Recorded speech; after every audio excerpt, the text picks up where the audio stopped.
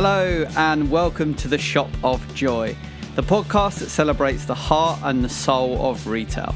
Whether you're serving on the shop floor, you're leading a team, or you're simply someone who loves a brilliant customer moment, this space is for you.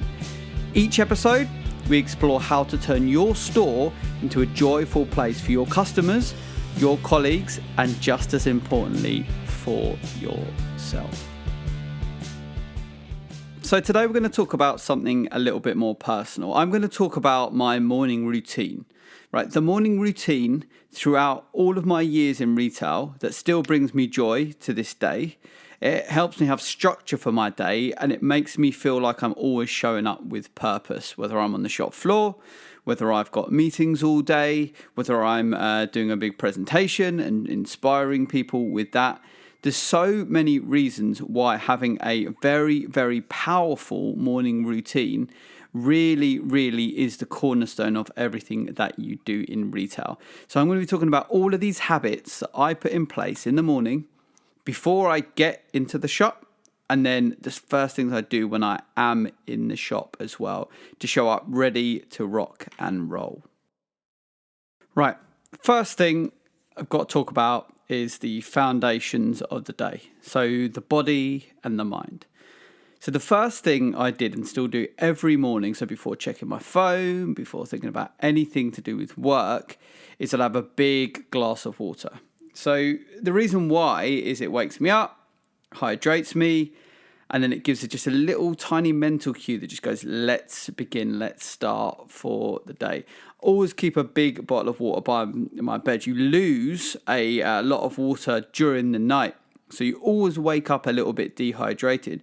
So to allow the mental fog to clear away, a big glass of water is absolutely paramount to start the day. Then movement. Now, I exercise not necessarily to keep my body in shape. I do that, it's a great side benefit, but I always do it for the mental side of it more than anything else. Now, most mornings I will go for a run. Again, not a huge run. It's like a 20-minute run around the block, 20-minute to half an hour run. I'll listen to a podcast. I'll listen to an audio book on the run. Or sometimes, if I've got a big day ahead, I won't listen to anything during the run. And what happens then is it allows the mental cogs to tick over. And so I think about what I'm going to do for the day, what I'm going to do for the week, how I'm going to show up for myself, how I'm going to show up for my family in that day or that week when I'm going for the run.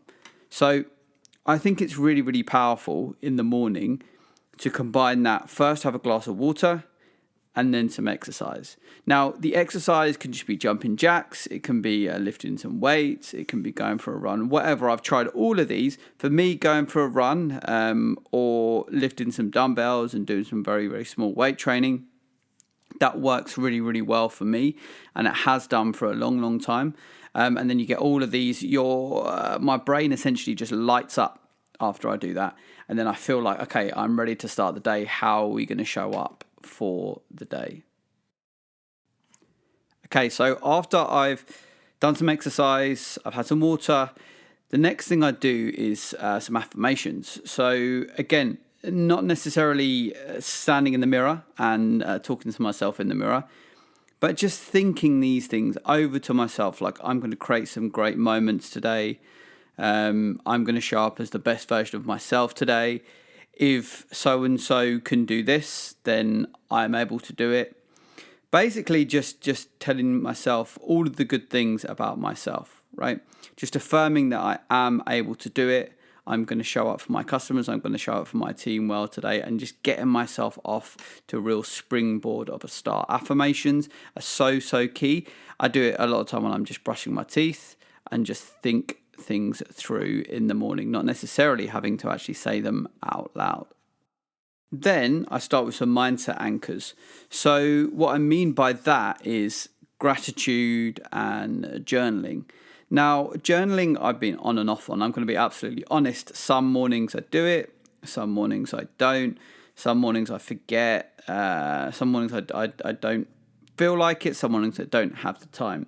But when I do have the time, and when I do show up, and when I do decide that, you know what, I am going to make sure I do make that 5 minutes to journal, to write out a page, it makes me feel so much better.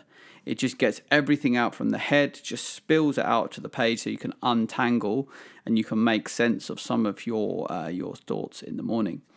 Then some gratitude journaling. So I've got this 5-minute journal, which is amazing. Recommended to me, actually. I saw a speech who was talking about the gratitude journal and the 5-minute journal. Why just gratitude journaling is so important. And so I'll write down 3 things that I'm grateful for the day. And then at the end of the day, I can revisit that and look at what was I grateful for that actually happened in that day as well. So journaling and gratitude, so important. And you can link this to the customer experience, right? You can be in your gratitude journal, if you are going to do start with gratitude, then be grateful for all the customers that you have in that. Right? Be grateful for all of the team that you have. Be grateful that you get to lead a fantastic team or work for a fantastic company or show up as the best version of yourself in the morning. There's so many things to be grateful for, and it starts your day off in a brilliant way. So I'm a firm believer in strong gratitude every single morning. Okay, so after some journaling or or writing down the things I'm grateful for, then I always do a little bit of reading. Always. So whether it is a personal development book, generally I don't read novels in the morning. I'll save that just before I go to sleep. But it's something, just a page, maybe 2 pages, something to inspire me for the day. Atomic Habits, one of my favorite books ever. That's helped me so much. I've read that a lot. Think and Grow Rich as well by Napoleon Hill. That's a great, just to grab a segment out of that as well. The Untethered Soul as well. Absolutely brilliant book just to start the day with some real mental clarity for as well. And really, I love any of Ryan Holiday's books as well. So, for instance, The Obstacle is the Way, Stillness is the Key. And Ryan Holiday does some brilliant books called The Daily Stoic and The Daily Dad as well. So if you can just take one small bit of that and read that in the morning, that just gets you off to a brilliant start. Sometimes I'll read it when I'm having breakfast. I can read a chapter, have a chat with my daughter about that as well in the morning, which is always fun. Any of the philosophies that come out of my reading in the morning. But the key thing is to make sure that what you read inspires you for the rest of the day. Well, I find this anyway, to make sure that I'm not reading anything that's going to bring me down. So I don't look at the news at all in the morning. I don't believe that's a great way to start the day at all. Letting the news come in and things that you can't affect coming straight into you in the morning. Reading about things that inspire you is always going to set you up for a brilliant day. Okay, so after a bit of reading, what I then do is I plan for the day. So just before I walk out the door, what I'll do is I'll check in my notebook, I'll check in my email. Notice this is the first time I'm actually checking my email for the day. Now, I used to be really bad at this. I used to get up first thing, roll over in bed and just look through my emails. The later I got into my retail career, the more I realised that it's actually harming how I showed up for the day, because I'd show up stressed. I'd start emailing at 7 a.m. in the morning from my bed, and then the rest of the time I'd get tangled up in something, and then I wouldn't be able to do any of my morning routine, right? Those emails can wait. As soon as you wake up, those emails can wait. So get what you want to do to start your day off properly first. Focus on you first before the rest of the world, okay? So then, after you've done all of the rest of the start to the day, after I've done all the rest of the start to the day, then I would check my emails and I'll start scheduling my day. So block out the day. So time blocking, I find that really important. So for instance, if you're in a retail environment, 10 a.m. to 12 p.m. might be a product focus. 12 p.m. to 2 p.m. might be time working with the team, doing one-to-ones. 4 p.m. to 6 p.m. might be customer follow-up. So Just block out that day. It doesn't have to be rigid, and you're not always going to stick to that, because being in a retail environment, things just crop up and show up at will. And that's one of the most beautiful things about being a retail leader. It's such a reactive role, and it keeps you on your toes all the time. But just having some sort of time block does it really, really help in order to make you feel like you've got a strong structure for the day. And then finally, I'll always do some morning meeting prep. A morning meeting is one of the best ways, if not the best way, to ensure that all of your team are on the same page. Now, I wouldn't have been able to do my job so successfully for the amount of time that I've done it for if I didn't hold a morning meeting absolutely every single day. And what those morning meetings entail are feedback from the team, what we need to tweak, what we need to change. There'll be shout outs, so congratulations for the team. There'll be our focuses for the day. What we're looking like in terms of forecast for the day. Talk about morning zoning as well.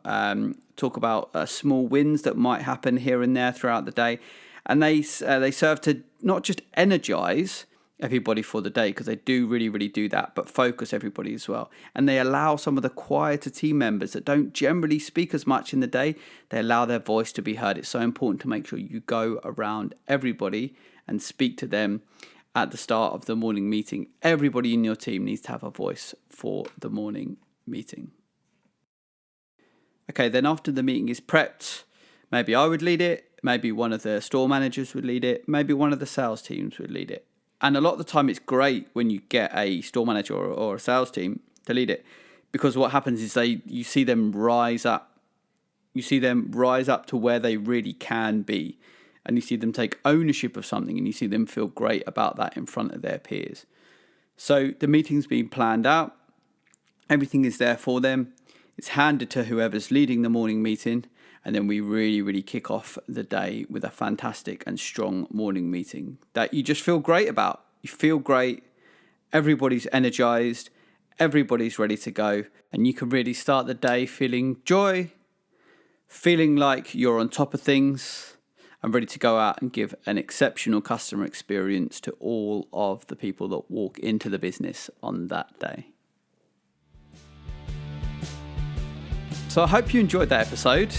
It was a short episode, but hopefully a really, really powerful one for you. That's my morning routine for joy. So water straight away, get some movement in, get a run in, lift some weights, do whatever, get some movement in. You're going to feel great. Then do some affirmations, do some journaling or some gratitude. Then do a little bit of reading. Then plan for the day. And then start your morning meeting with energy and with purpose. Now, not every morning is going to be perfect. I promise you this. You're going to start it. You're going to fall off the wagon with some things. You're not going to be able to journal every morning. Some mornings that maybe you don't have time for the movement, depending on if you've got any other family things going on as well.